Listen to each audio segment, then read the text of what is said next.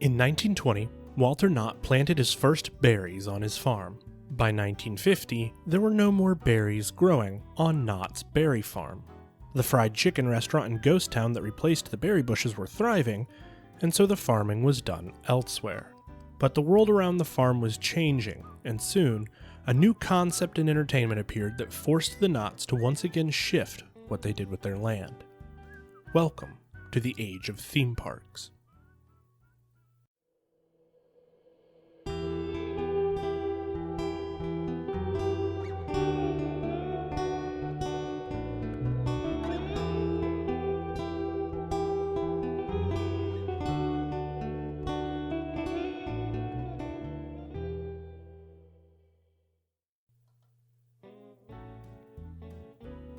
The first half of the 1950s solidified the core of the modern Knott's Berry Farm experience.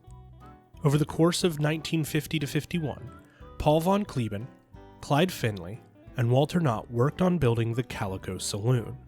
The ghost town already had the silver dollar, but this new saloon was better in every way. The bar itself was brought down from a saloon in Vallecito, up in California Gold Rush country. The Calico Saloon featured can-can dancers performing on the bar, or upstairs on the second floor. A piano player entertained, while the bartender served the same berry punch and sarsaparilla as over in the Silver Dollar. Marilyn and Cecilia, the Calico Belles, the female equivalents to the concrete figures of Handsome Brady and Whiskey Bill over by the Cyclorama, were modeled after two of the dancers in the Calico Saloon and added to their bench outside in 1954. In 1951, the Ghost Town Post Office became the Ghost Town Rural Station of the Buena Park Post Office, as in an actually functioning, real-world post office. Visitors could mail postcards they bought at the berry farm from there, but more importantly and practically, the entire Knott's operation and many of their employees got their mail there. Farmhand Evan Brown took over as the first postmaster. Yet again, Walter's preference for realism lent his park a veracity lacked by many similar living history exhibits. Another step toward realism for Ghost Town was adding a railroad. While the nation was still a few years away from the passage of the Federal Aid Highway Act of 1956, which established the interstate highway system in the United States, trucking was already becoming the dominant form of shipping.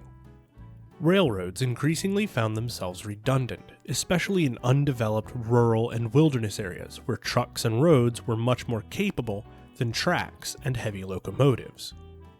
This meant that many railroad companies were downsizing or closing altogether, particularly in areas with older, more historic, narrow-gauge track. They were more than willing to sell off their decommissioned rolling stock, and Walter Knott, as well as other railroad enthusiasts of the early 1950s, were more than willing to buy it. One of these companies was the Denver and Rio Grande Western Railroad. In 1951, and over the course of the following years, the Knott family bought locomotives and cars from the railroad to install in their park. The first of these rolled out of the station following a televised Golden Spike ceremony on a miserably rainy day in January 1952. The depot of the Ghost Town and Calico Railway capped off a new area called Calico Square next to the Calico Saloon.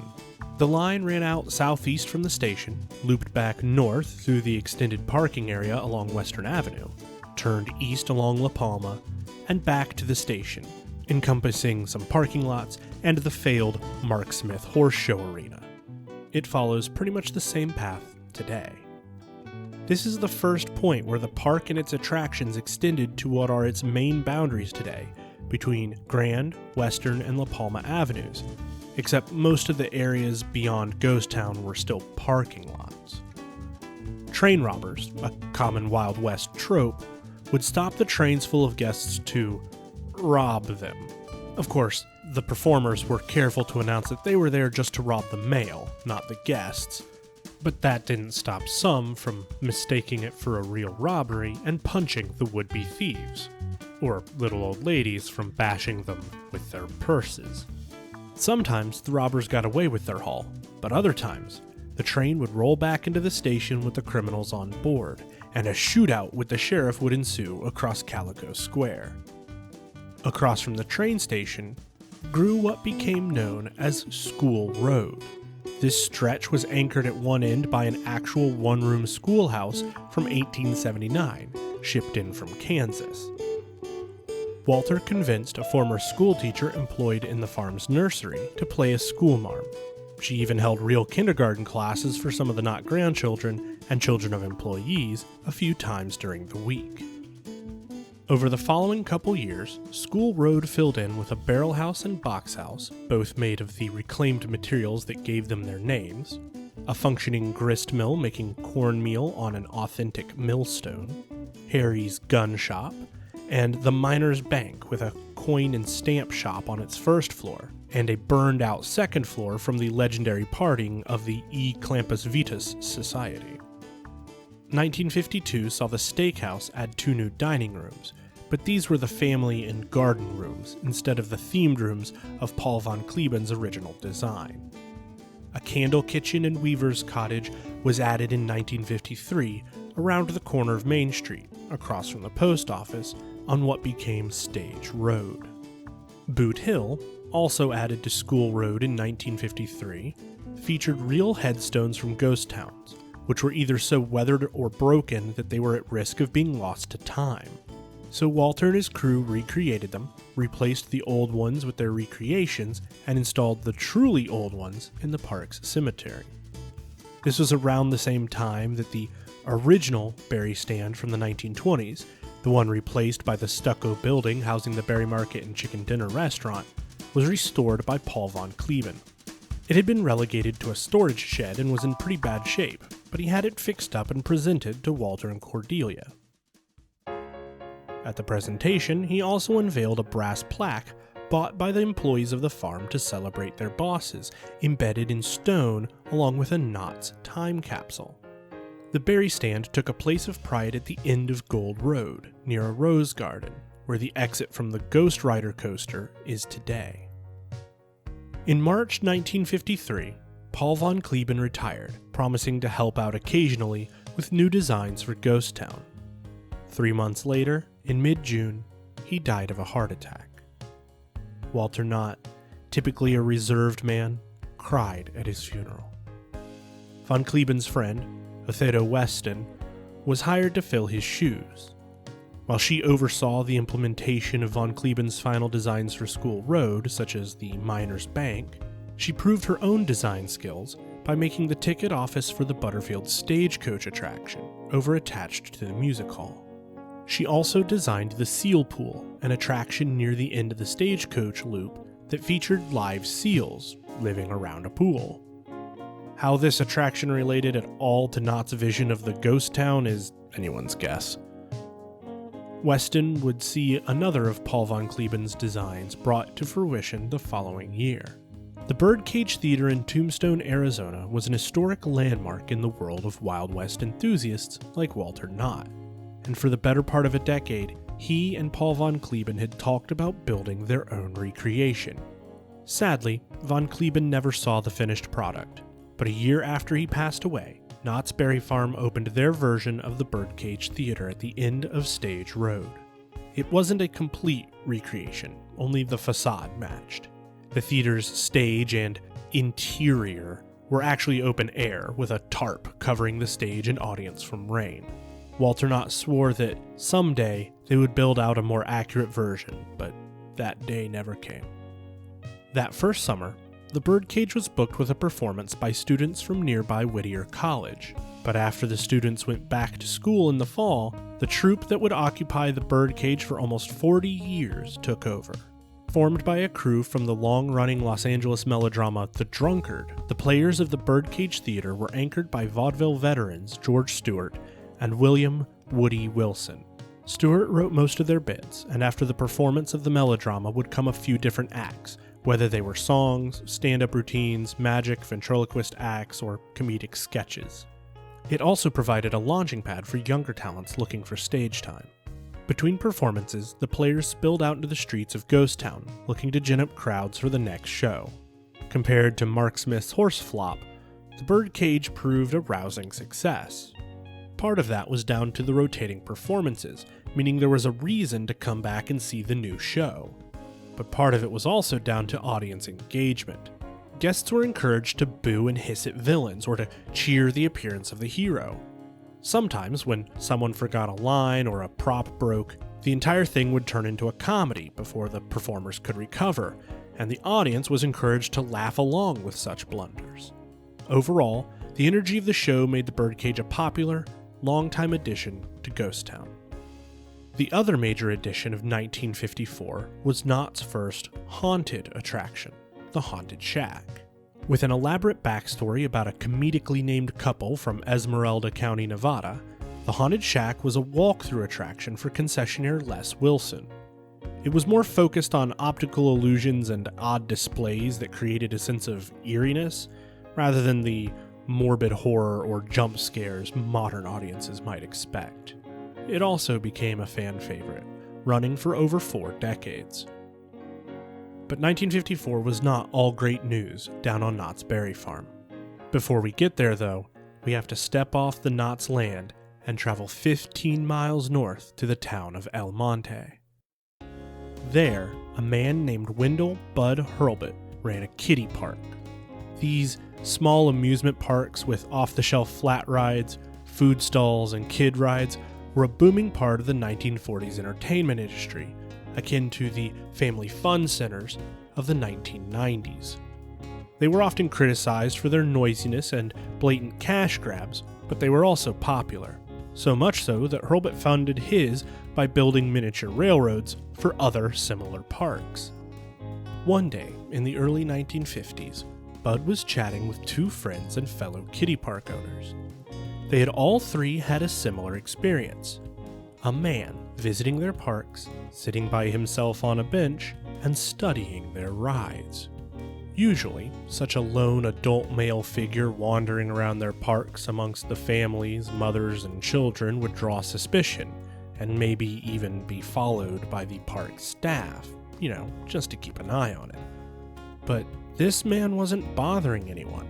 He wasn't even interacting with anyone. He just sat there, alone, watching. Then he left. But he would return sometime later and do the same thing. After this conversation with his friends, Hurlbut waited for the man to show up again. When he did, Bud approached him, only to discover that the mysterious man was none other than studio owner and animator Walt Disney. It turned out Disney was interested in the amusement park business, and he had a fixation with miniature trains. They talked for a while and became friendly with one another. Disney invited Bud to his home to see his miniature yard train. He invited him to his Burbank studio for a tour and a visit to the land across the street on Riverside Drive, where he planned to build his park. And most important, Disney brought a contingent from the crew at his newly established WED Enterprises to Hurlbut's park. Disney did the same thing at Knott's Berry Farm, later going as far as to call and ask Walter Knott if he could bring a new movie camera of his and film his park. Knott agreed, and Disney visited with WED employees Harper Goff and Dick Irvine. Even before that, Knott had invited Disney to the televised opening of the Calico and Ghost Town Railway. So when the Disneyland television show debuted on October 27, 1954, it was already well known around Knott's Berry Farm that Disney was building a park. But up in Burbank, not precisely 5 miles away east-southeast or 8 miles by road immediately off the freeway in Anaheim, that news seems to have surprised the Knotts. Which makes sense when you see how much new stuff Knotts added over that following year. The Seal Pond was joined by a petting zoo called Old MacDonald's Farm, run by Fulton Shaw. Local train enthusiast Evan Middleton opened a model train shop next to the also new Jim Jeffries Barn, named after a famous boxer, on what became Museum Lane a year later. An authentic cable car line was bought from San Francisco and installed around the petting zoo and parking lot, somewhat mirroring the track of the Calico and Ghost Town Railway, but on the eastern side of the park. A church, bought from the nearby town of Downey, was installed next to the chapel housing Paul von Kleben's The Transfiguration, and the lake Walter built back in the 1930s. Walter renamed it the Church of Reflections. He hired Reverend Howell Foster to run the church in October that year, and it became the regular Sunday service of the Knott family, as well as a congregation of almost 100 adults and 250 plus children in that first year. In the middle of the lake, the island was expanded, the little lighthouse from the 1930s demolished, and a Native American teepee camp called the Indian Village or Indian Trading Post built in its place. Walkways were added across the lake, making the island guest accessible for the first time. The concession was run by Native Americans Frank Day and his wife Ethel. Another 1955 addition to Knott's Berry Farm was Wendell Bud Hurlbut. His relationship with Walter Knott had been one of cordial friendliness, much like how both were with Walt Disney. In the past, Bud tried to sell Knott on the idea of putting in one of his miniature trains, or installing a carousel he bought from Hershey Park that he was working on restoring. Walter rejected him, saying he wanted Ghost Town to be an authentic recreation, and Bud went about his business. Knott's insistence on Ghost Town being somehow accurate, and thus eschewing iron machinery-based attractions, is somewhat suspect, given that he had a seal pool built back a couple years ago. The new incoming Old MacDonald's farm might have given him some cover there, but it's still inconsistent. Maybe he was suspicious of Hurlbut. Maybe, given his worry over the new Disney park, he was suspicious of anyone in the attractions industry. It's hard to tell why he rejected Bud at first, but Walter was definitely worried about the Disney park. He put on a brave face for the employees, but he knew he couldn't compete with the show Disney could put on, nor with the talent they could attract. But he knew what he could control, which was having a nice, clean, friendly family park. Walter later told a cute story about visiting Disneyland's opening day with Cordy on July 17th, with special golden ticket invitation from Walt Disney himself. They arrived after lunch when the crowds were already in full swing, and the confusion over forged tickets and fence hopping were already underway. They struggled through the press of people, marveling with all the others at Walt's park. Then they left for home, thinking they'd find their park empty and have to send all the employees home. But when they got there, they saw it had been a normal Sunday, usually their busiest day of the week. I say this story is cute because Walter Knott knew full well that it stretched the truth. The opening he attended was not open to the public, but instead invitation only. Most of those invitations went to local, national, and international dignitaries, journalists of all types, and of course, Walt's special celebrity guests and friends like Frank Sinatra, Danny Thomas, and the Knotts. Also, the park only opened at 2:30 that afternoon for half the day, with preparations for and the broadcast of the grand opening televised live on ABC taking up a large chunk of that time. And while the crowds were more than anyone expected, it certainly didn't mean the Knotts would have seen any impact on business that day. Besides, they'd only been over at Disney's park for a few hours. They would have seen the midday crowds at their park before they left.